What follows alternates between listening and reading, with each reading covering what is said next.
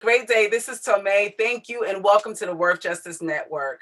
I'm so excited to be here with you, and I'm glad that you are here viewing us today. I just want to say that our host for the Rewrite with Rory Anderson has some technical difficulties, so I am standing in so I can do this amazing interview with Dr. Lessie Branch. So I look forward to having you join us so you can hear more about her, the amazing work she is doing, and what we're discussing today. Thank you.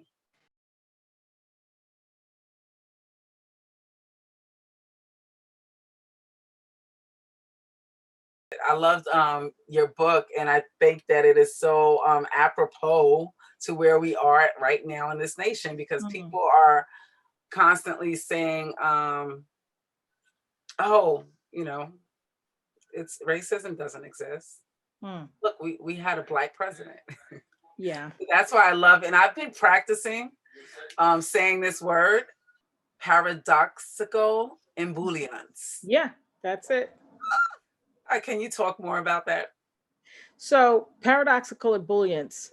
It's a term that I coined when I was doing my dissertation, right? And so what it essentially means is the ebullient nature that people were having around Barack Obama's election to the presidency was paradoxical, or it was contrary to their actual socioeconomic status, right? So, people were believing that because Barack Obama was elected president, that somehow their situation was better, right? So, 25 years prior to Barack Obama's election, when Clinton was president, people expressed an optimism, but it wasn't nearly as ebullient as when Barack was elected, right? And so, what was interesting is if you look at the socioeconomic outcomes under Clinton, blacks did do fairly well, right? They it was a good economy, and so it's this contradiction in what people believe versus what their reality is, paradoxical ebullience, and the optimism that they expressed was very dangerous in my mind, because if you're expressing optimism about something that really is a problem, nobody's going to pay attention to it or see it as a problem. And as a result, nobody is then going to provide resources to deal with the problem. And so, in some ways, um, because of the ebullience that Black folks were expressing around Obama's election, and how they believed that they were now pretty much on par socioeconomically with white folks, there were no policies that were being made to help their stagnated socioeconomic outcomes. And Barack Obama was elected on the heels of the Great Recession. And when you look at the socioeconomic stats on that, Black folks lost more wealth than any other racial group um, during that economic downturn, and we still have yet to recoup it. And so, with every socioeconomic downturn that happens, marginalized people, Black and Brown people, Black and Latinx people lose more and more of their wealth, which is never recovered. And Right. so, people really do need to pay attention to their socioeconomic status. Right. So, okay. So, do you think that is something that played into why we have so many people this past election that are black and brown say I'm voting Republican, and that's because I don't want to say. So I don't I don't know how many Black folks actually voted Republican. I believe most of the Black vote went to Joe Biden, but it was very interesting. Some of the Black folks who did support Trump. Um, and I don't know, I'm not a psychologist or a sociologist, but maybe there are just uh, some characteristics that they saw in Trump that they admire, right? And some of those characteristics are his his. I guess I don't.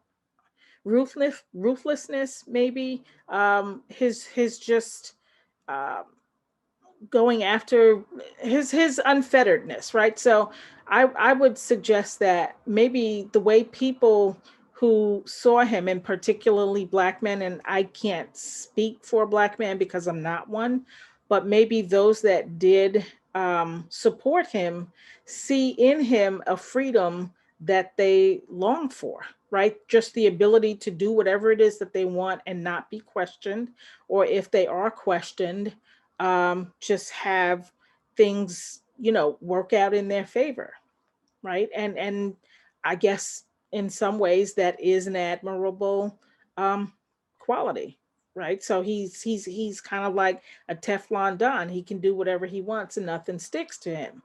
And people see that in leadership, and they want to mimic it, and they want to have things work out for them too.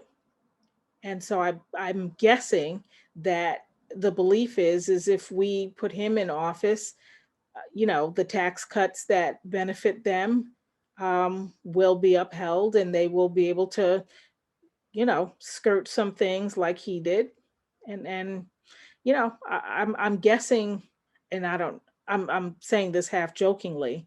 Um, Maybe tax evasion is a cherished American tradition. Think about when we had the tea riot in the Boston Harbor. People were rioting because they didn't like the fact that they were being taxed and not being represented, and so they threw the tea in the Boston Harbor. But they were perhaps in some ways justified in revolting against taxes, but clearly, uh, that isn't the case present day. I would suggest that the tax cut benefits the 1%, and the rest of us do not benefit from it. So if anybody should be um, protesting about the tax cuts, it's the 99%. And we did see that when we had the Occupy Wall Street movement that happened. Right. So thank you for sharing that.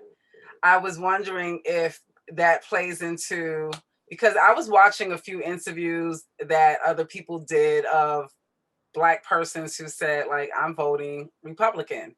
And one of the reasons that they cited is this thing of, black people just need to pull themselves up by the bootstraps Mm, and create wealth for themselves. Like, right.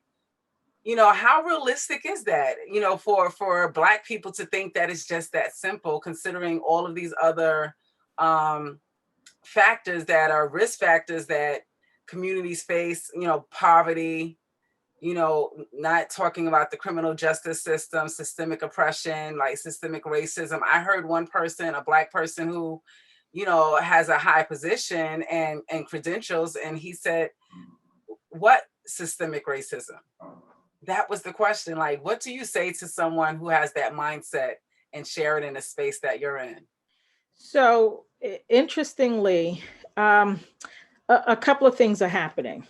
So the further somebody is away from the civil rights era, um, the less their knowledge is about the things that our forebears, our foreparents, our ancestors had to do to get us to the place where now somebody can ask what systematic racism or what systemic racism, right? And so Dr. Martin Luther King Jr.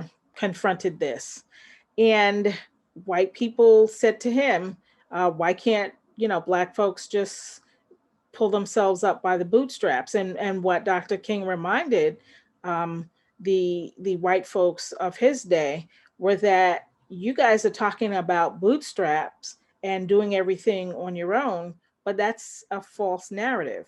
You guys were given land grants by the government. You guys are subsidized in terms of the things that it was, in terms of the things that it is that you're doing. And so, what the federal government did through its law and order um, stance and its policies is it rolled in, removed people from off the land that they were rightfully owners of, moved white European settlers onto that land, gave them money to do the things that they needed to do, built land grant colleges, and educated them. And, ta-da, all of a sudden they're successful, right? What American government, and not just American government, but um, European governments did as well. They went into other countries, non-white countries. They colonized those people, leveraged the resources, land, labor, and capital, and built wealth. And then, when they got everything what that they wanted, they went back home, pulled up all their infrastructure, and left a huge void. And so, to the person who is a black person in the 21st century who has a high position, clearly isn't a student of black history. They do not know, or they are only listening to one part of the story, right? And so that's sort of what my book is about. I'm not suggesting that we shouldn't work hard and we shouldn't try to, be personally responsible, but the folks who are telling you that narrative didn't do it all on their own. In fact, some of what they have is through ill-gotten gains. Correct, correct, correct. So while you were speaking, thank you for expounding on the paradoxical ebullience. I think I'm so excited that I know how to pronounce it, that I just keep pronouncing it each chance I get, because that's part of the colonized curriculum that's in the Mm. school system. That if our black and brown children are not even taught about their true heritage and their black history, so that they can stay connected to it. There was this episode, I can't recall the name of the TV show, but there was this episode with a mother, and she had a daughter or a son, and the son was in some college. I believe it was an Ivy League college, university, and one of his friends, when they bumped into each other, he referred to his friend as a hey my n word, hey my Mm-hmm. n word. So when the mom heard this, like, excuse me, and he's like, oh, this is his way of connecting to me and blah blah, and this was the language that he was giving his mother. His mother said no. That word reminded me of having to go to a different faucet to drink water out of, Mm. having to stand on a different line because of the color of my skin, having to watch more information come up about another black person being hung on a tree. That word, it embodies so much pain of my history, and yet you think it's okay for your friends to sling it like it's just a social term. Right. And I think, again, this is part of being disconnected from culture. For sure. And what is interesting about it too, so a couple of days ago, President Trump signed into, I guess, an executive order about the 1776 Commission, where he wants to teach patriotic education to our school children. And so that's, to my mind, code for American history that highlights the benevolence of slavery and not the brutality of it, right? And so again, we go back to this no this phenomena of the further away people get from uh, American history, or Black history, um, the easier it is for them to be okay with some things, or to believe certain narratives, right? And so, to your point, culture is important, education is important, um, and it becomes up to us in our communities to make sure our culture, our heritage doesn't die. So yes, we have February, which is Black History Month, and there's this wonderful movement in the country among Black women, where they are, you know, doing natural hair now. I think, in my case, and I've been natural for some time, but these last 7 or 8 months, I've had to figure out how to do this because I'm not going to a hairdresser. And I think in the seventh month, I finally figured out how to make, you know, something happen with this. But yeah, I really believe that uh, culture and education are key.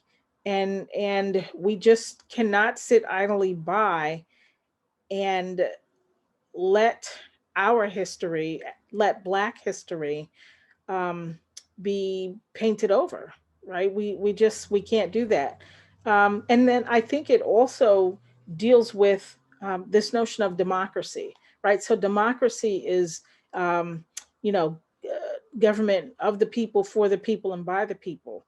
But when we think about democracy, even from the ancient Greek perspective, it goes to who was considered a person, right? And for a very long time, even though in our minds and in our being, we have never had any doubt that we are people.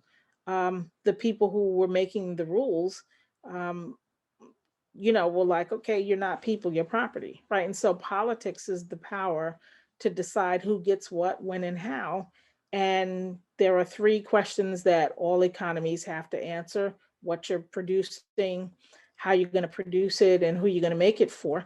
And so those, key questions around the political economy uh, really just cut Black folks out of the corner, just out of the equation.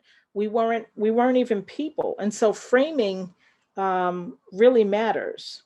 um, and what is so important is when people say things like, what systematic racism, or questions like that, they are validating, if you will, um, the narratives of their oppressors, and they are buying into it, and they are in those kinds of ways participating in their own demise, if you will. I'm not suggesting people have to be all radical and stuff, and but just know your history, know it, and know it not just from the from one perspective, right? Know it from all perspectives. Right, right. Thank you. I just wanted to bring up, just raise up this quote where you said a simple sentence, that it highlights the benevolence, this patriarchal, um, educational mindset that the president is, looking to have implemented. That it highlights the benevolence of slavery and not the brutality. And I think that's the piece that's missing from our history with those who are furthest away from it, if you will. Yeah. That they're not able to connect to it because they're looking at the benevolence of it at the way it was painted already in society. And even looking to Columbus Day. Columbus, no, it's not Columbus Day. It's Indigenous Peoples Day. Like, they were the ones who were here first. So, like, truth Right. telling should actually be incorporated into all of the curriculum. And then the point you made about the political powers that be, who came up with this idea of who is even human, because Black people were not even considered to be human. They were considered three-fifths Right. of a human, and that's why it was so easy for them to rationalize in their own mind why they were treating Black people the way they were, and why slavery was so lucrative for them. I You know, mean, the three-fifths rule was really for political purposes.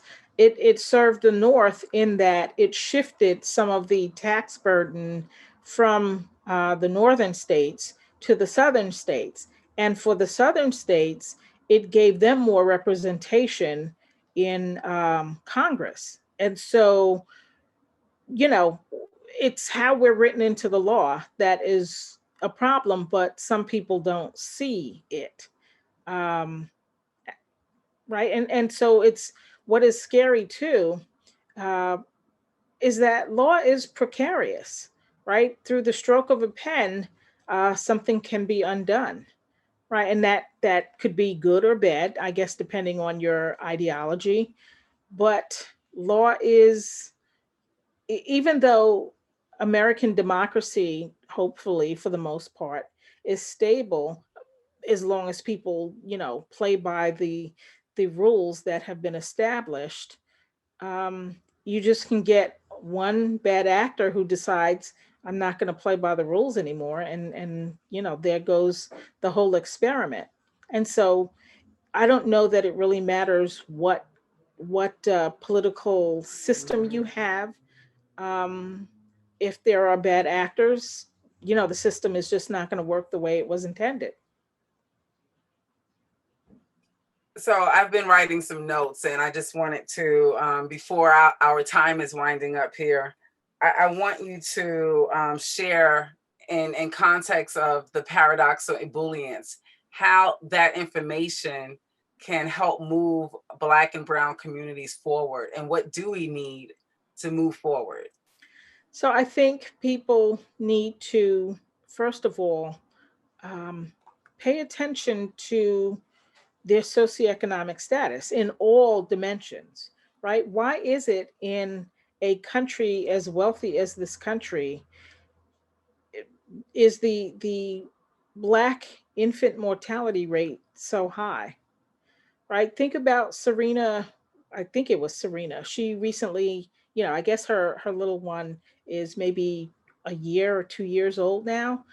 This woman is not poor by any stretch of the imagination.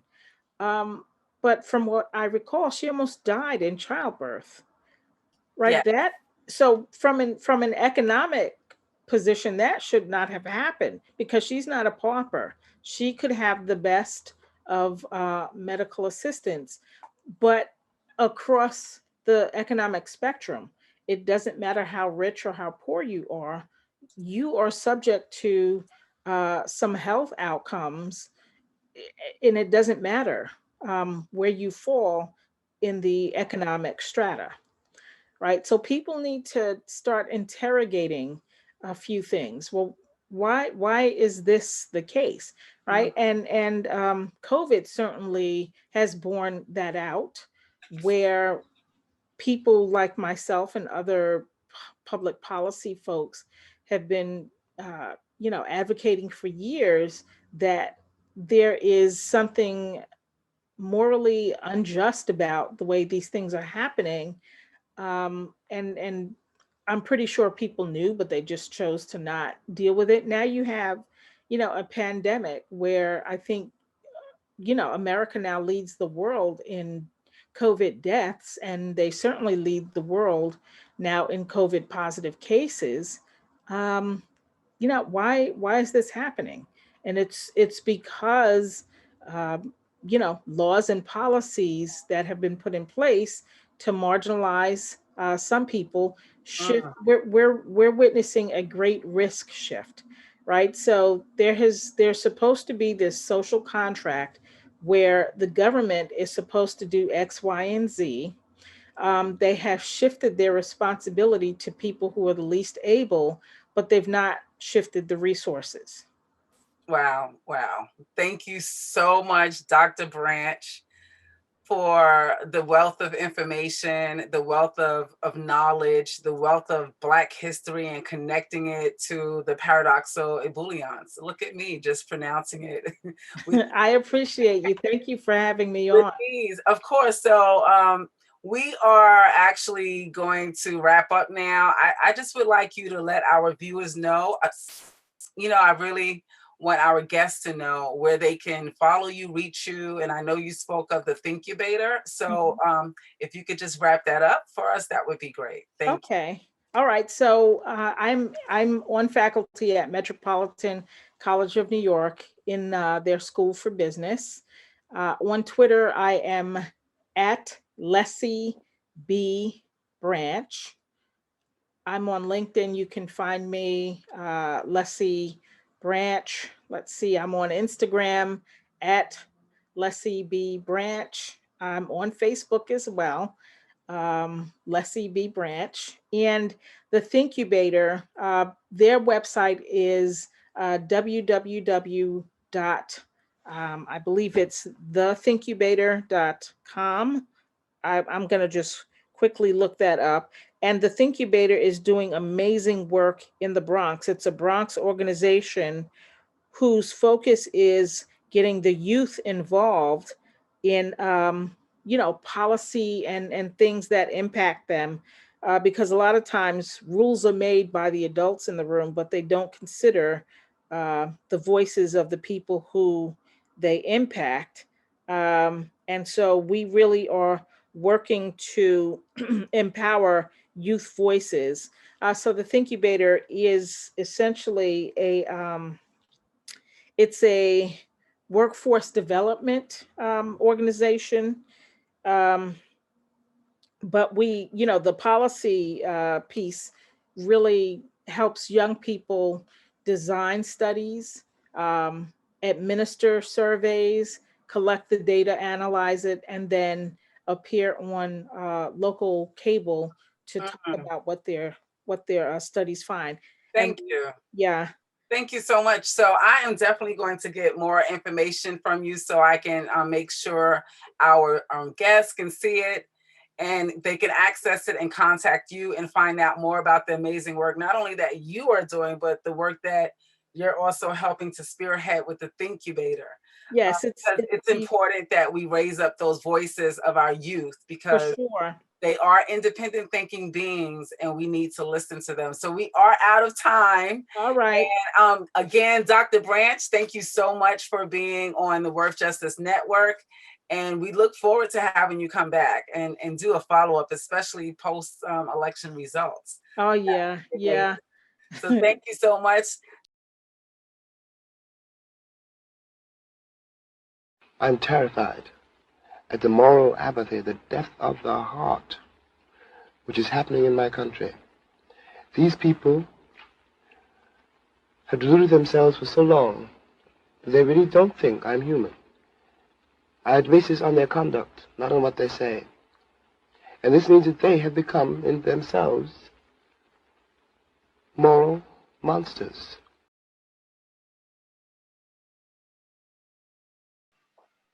Thank you for joining us today. And I just want to say thank you to our guest, Dr. Lessie Branch. She is an amazing person doing amazing work and work that is really important to our democracy, to our socioeconomic status as a people of color. And I'm just excited about what she's doing and spearheading and partnering with the Thinkubator for our young people to raise their level of awareness around our social justice issues and policies so they can become change makers. So thank you for this. And again, you are on the Worth Justice Network. There you have it on the Worth Justice Network. Thank you again for being with us. Join us on Tuesdays on BronxNet, channel 70 on the Optimum Network, and channel 2136 on Verizon. So you can hear us. We air weekly